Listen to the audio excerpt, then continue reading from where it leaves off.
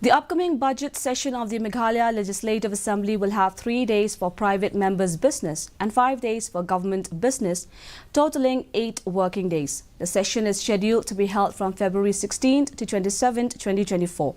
Addressing media persons on Thursday, Meghalaya Speaker Thomas A. Sangma informed that the Business Advisory Committee has approved the calendar for the budget session.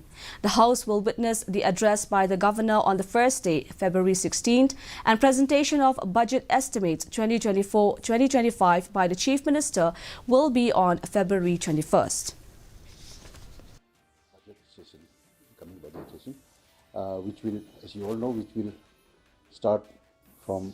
So this time we have proposed to have 3 private members' business, 3 days private members' business, and 5 days of government business. So total it will be 8 working days,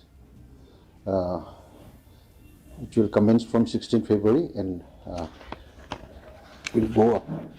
Will end on 27th of February.